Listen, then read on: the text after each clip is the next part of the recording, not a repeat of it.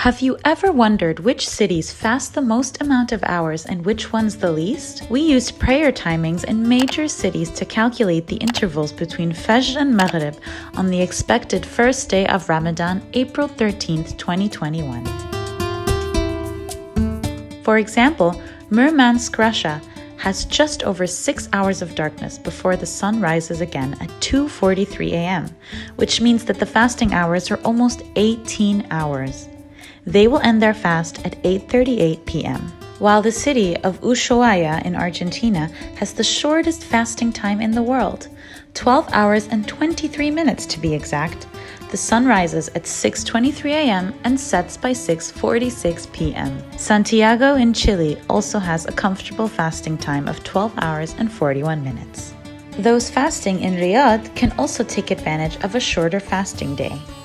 Fajr is at 4:12 a.m. and Maghrib is at 6:14 a.m., which means that people in this city of Saudi Arabia will be fasting for approximately 14 hours and 2 minutes. Dubai will be fasting for 14 hours and 5 minutes on the first day of Ramadan.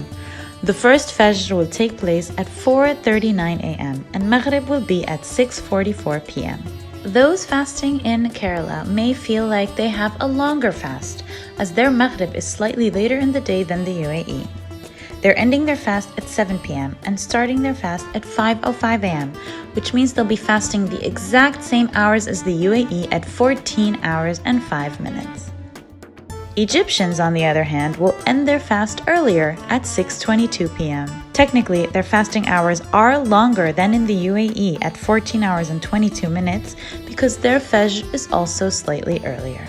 In countries where the sunset and the sunrise are too close or are indistinguishable, fatwas have been issued to allow Muslims to follow the timings of the closest city that has distinguishable day and night timings. If Ramadan were to take place in June, people in Sweden, for example, would be observing a midnight sun phenomenon, which would make it nearly impossible for Muslims to fast there. For more information about Ramadan fasting hours, click the link below or log on to gulfnews.com.